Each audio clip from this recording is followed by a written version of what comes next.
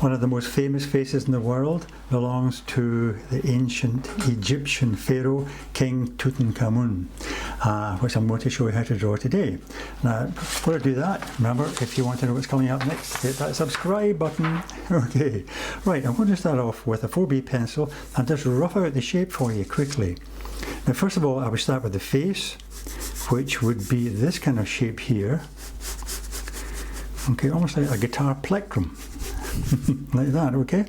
And around the top of that would come this kind of shape here, which is the headdress, sloping out on either side to below the chin there, coming back in there. And then the beard, the ceremonial beard, would attach about there, okay? And the actual headdress itself would come down like that on either side of his chin, join there, and then the necklet, I'm doing it very quickly for you so we can go into the pen drawing. The necklet would appear other side here and come around in a curve, something like that. Okay, so there we have the rough outline shape. Now this, as I said, is the face, so if you pick a line up here, a rough guideline, the eyes are going to be in that, the nose on that line, halfway between there and there, that's where the nose stops, and halfway between there and there, that's where you find the mouth. Okay, so let's draw in the shapes. Okay, right, the eyes of the Egyptian pharaoh are drawn like this. They come up on a curve, and you come down quite a bit below the line there with that little hook shape there, okay? Like that. Another one comes in like that down to the hook shape, and then like that, okay? Then the eyelid on top, line for the eyelid, okay? And then the pupil, the eye there, okay? And the eyebrows coming up from this point here, and a big curve, and then down steeply like that. You can thicken that a bit up there. Go down like that, okay? The nose, a little nostril shape coming in like that, okay? And then the side of the nose coming down like that. And then on the top lip you have this little indentation coming down, that little curve at the top there, and then the curve of the top lip coming in like that, and then a little kind of curve there coming up like that, and then the bottom lip coming in like that, okay, and a little line underneath there.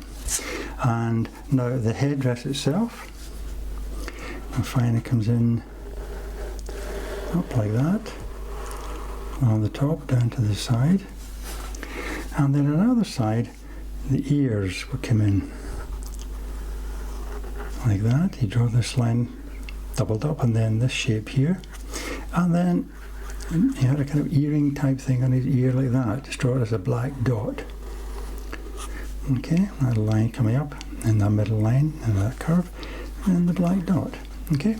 And then the cheekbones coming in about there, down to the curve of his chin, like that, coming straight across, coming back up, and then the curve of his cheekbone in there, joining that line there. And there we have the face, okay. Now the beard, two lines coming down like that, and slightly bit of a curve at the bottom, and a line here. And then this kind of binding that goes across the beard, this is what you do. You bring that curved line, stop it there. Okay, bring the next line, stop it there, stop it, like that, okay? You don't bring the line straight across, bring halfway, and then do the next one. Like that, okay? And at the bottom, you have kind of lines like that. All right, now at the top, here we have two symbols of Upper and Lower Egypt. That's the cobra and the vulture. And the cobra comes in about here, I think, and what you would see would be the underside of the snake's head coming in like that, coming down. 2 lines, okay. 2 eyes appearing there, and then the kind of hood of the cobra coming in like that. Okay, and the other side here you have the vulture shape. Let's see, the beak would be seen, you're looking slightly underneath the thing, you know, so there's the beak shape, there, head shape coming in, and then the curve of the neck coming in, something like that, okay? You have a couple of lines coming in there, and one coming in like that. Okay, right. Now, the stripes, well, let's see, I put the actual shape of the headdress in first. It's curves like that, and all the way down there, and then around the corner like that. To that curve there, okay. And the 2 lines coming down either side of his face, like that. And there, okay. And the stripes that you see, now the mask was made of gold, of course, and the stripes were in a dark blue, either dark blue paste or a material called lapis lazuli. Now, I'm going to put another sketch line in here for you, because the stripe didn't come all the way down to there, they stopped about here. So I put a quick guideline in there, because that's where they're going to stop, and also down the side here. They'll come from there to there, okay, that's your guideline, like that. And the stripes, the corner one comes from the ear, like that, and comes up and bends toward the top of the headdress there. Then this one comes down to there and stops to the guideline. The next one comes down, stops to the guideline, like that. And the other one comes in behind it, very lightly, okay? And you'll see another light one coming in about there. Again, another one coming just behind the head of the vulture, and then one coming down about there, stopping at the guideline. Another one there, okay, and there, sloping towards the edge, okay, and one more I think coming in here, and then one coming up from the top, carving like that, and another one coming in there, and the same over here, and that one there. And then what we can do is do the stripes opposite each other as we go down, to make sure they're fairly even on there. Okay.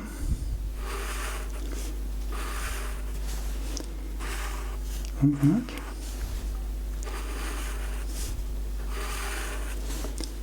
There. Now we can down to the bit where it's the guideline, so we bring that onto there, maybe bring that going up the way, whereas the material will be folded there, like that. And then we start from the guidelines here, stopping it there, okay. Next one coming down, nipple here.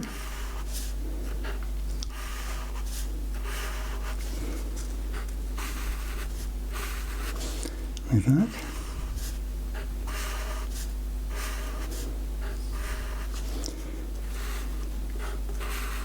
Stopping at these pencil guidelines, remember?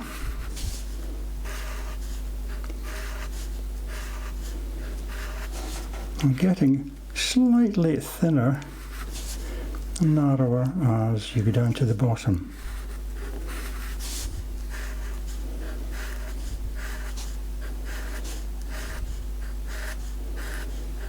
Like that.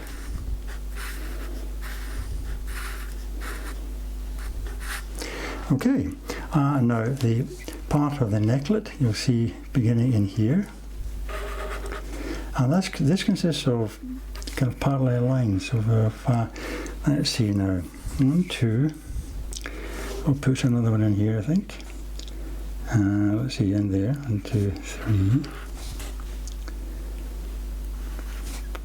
4,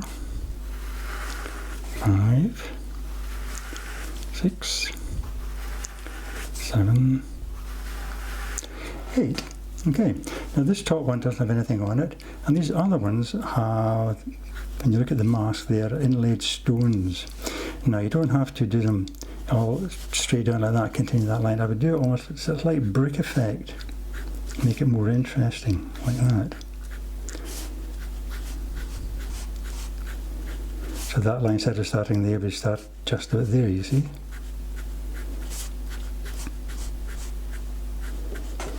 Okay, and then you would have the other lines of the stones coming down, like that, one appearing in there. And that would continue right round to there, okay? And you would get larger spaces in here, and then smaller ones in here to represent the stones all the way around here.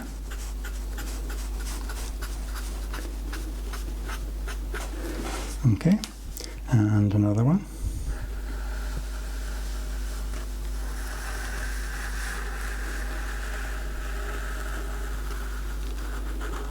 Coming up there, and another one coming in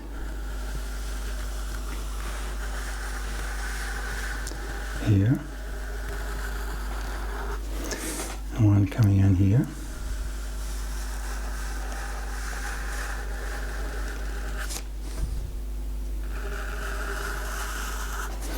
And then I'll finish off by drawing the actual shape, outside shape itself. There.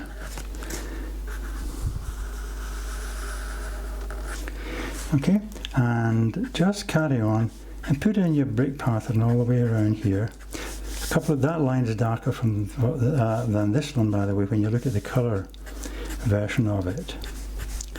But basically this is an outline drawing I'm doing for you just now. We can do the colouring later. Goes right around like that.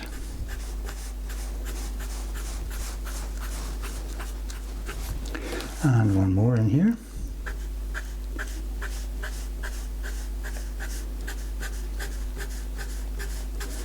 And the last line doesn't have the kind of square pieces of jewellery or whatever. It has a kind of, well, simplified into these kind of zigzag shapes. Like that.